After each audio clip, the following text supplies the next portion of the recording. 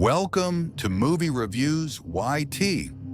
Today we're diving into the chilling world of Speak No Evil, 2024. A peaceful vacation, a charming couple, and a farmhouse hiding the darkest secrets imaginable. What begins as a friendly invitation soon spirals into a living nightmare. This is the terrifying story of a family trapped by killers who seem all too kind until it's too late. Let's uncover the suspense, the terror, and the shocking truth behind this psychological horror. Ben and Louise come to Italy for a vacation with their daughter Agnes. At the hotel where they're staying, there's also a British couple who are there with their son. Louise finds the couple very lively and interesting. Their mutual love and charm catch Ben's attention. While roaming the streets of Italy with his family, Ben realizes that Agnes has lost her favorite stuffed toy, a teddy rabbit. Agnes becomes visibly upset, and Louise urges Ben to find it, knowing that Agnes tends to scratch herself when she's anxious. Although Ben doesn't want to, he goes to look for the teddy but can't find it anywhere. When he returns, he sees that a man named Patty has already found the rabbit and given it back to Agnes. Patty introduces them to his wife, Ciara, and their mute son, Ant. Just then, Agnes asks Ben for a scooter ride. When Ben refuses, Patty offers to take her instead and gives her a joyful ride, which makes Agnes very happy. Afterwards, Patty invites them to join his family for lunch. During the meal, they start getting to know each other. Ben and Louise reveal that they're both currently unemployed. Ben lost his job due to the economic crisis, and Louise is not working either. Patty shares that he used to be a doctor but left his practice. Now he works with an NGO and says he's much happier with this line of work. Meanwhile, Agnes goes to play on the swings with Ant. As the Danish family walks by, Patty casually brings up a strange topic. "I was discussing whether to fold toilet paper to clean the potty or scrunch it before using," he says with a straight face. The Danish family, disturbed by the comment, chooses not to sit with them. Seeing their reactions, Louise and the others burst into uncontrollable laughter. They also have dinner together, and both families begin to grow close. After the vacation ends, Louise returns to London with her family. A few days later, Patty sends them a group photo of both families together. On the back of the photo, he writes an invitation, asking them to spend a long weekend at his farmhouse. Initially, Louise is hesitant. She still doesn't know Patty's family well and feels unsure. But Ben convinces her, and she eventually agrees. After a full day of travel, they finally arrive at Patty's farmhouse, located deep in the forest. It's midnight when they reach. Patty and his family warmly welcome them. Ciara shows them to their room and also shows them Ant's attic room. Ant remains distant and quiet. He doesn't interact much, and it's clear he always seems sad. That night, Patty prepares duck for dinner. He cuts a piece and feeds it directly to Louise. Even though she had already mentioned she's a vegetarian, she feels pressured not to offend him.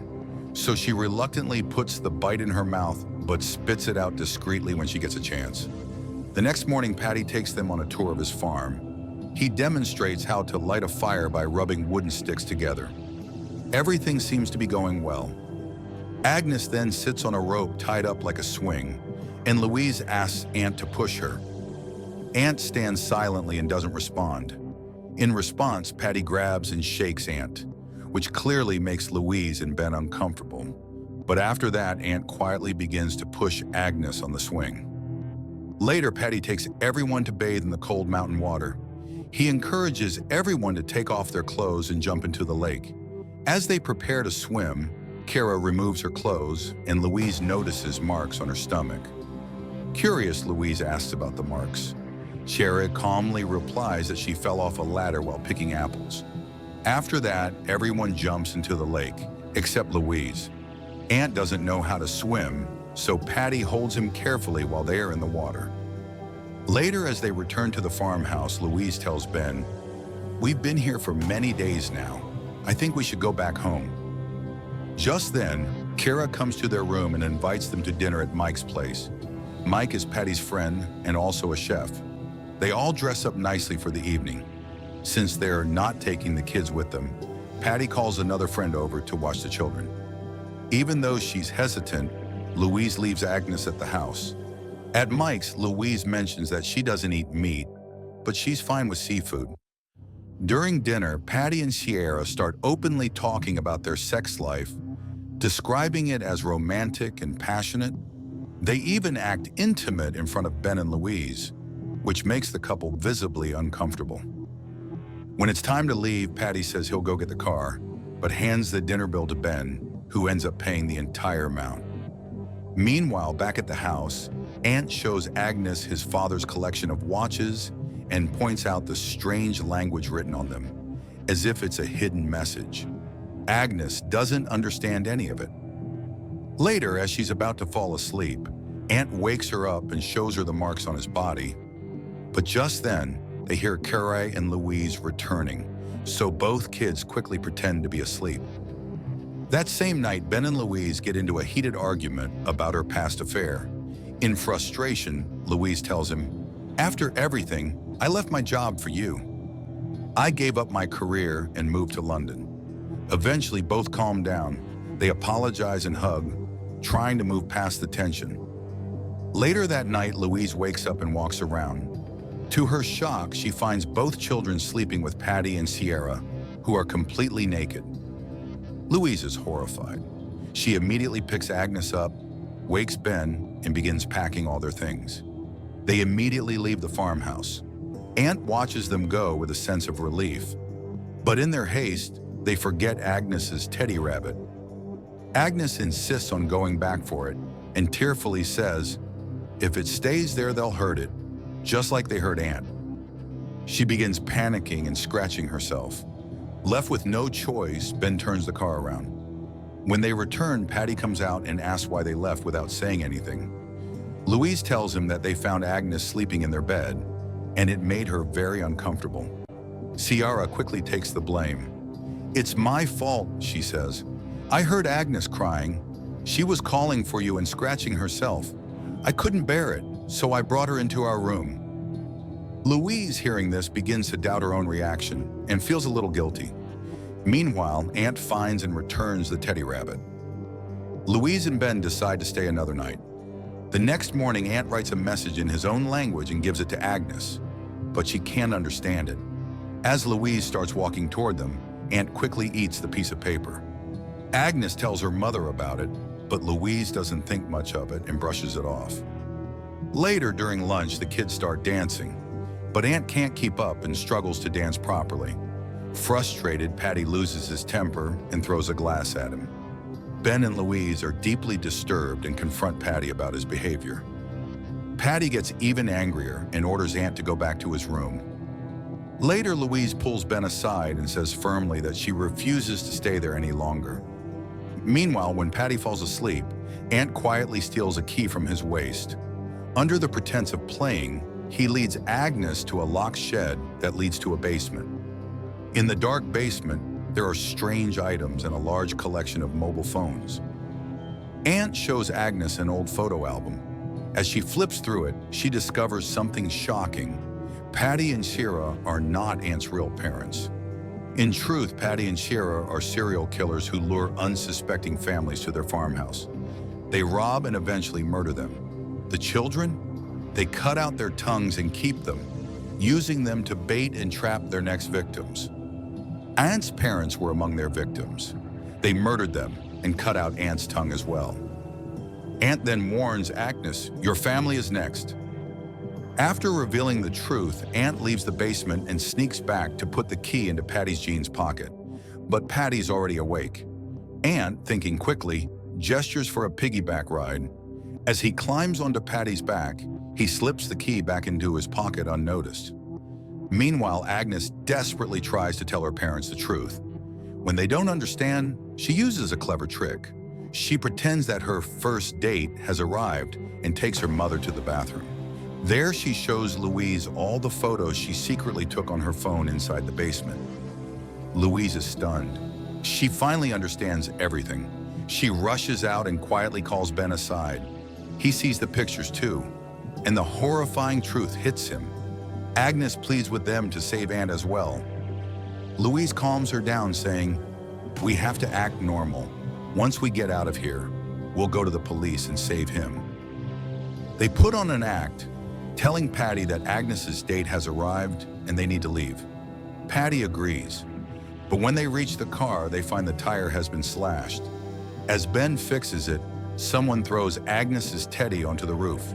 He climbs up, retrieves it, and finally they're ready to leave. Just then, as they're driving off, Patty suddenly throws Aunt into the pond right in front of them. Aunt can't swim. Without a second thought, Ben slams the brakes, jumps out of the car, and dives into the pond to save him.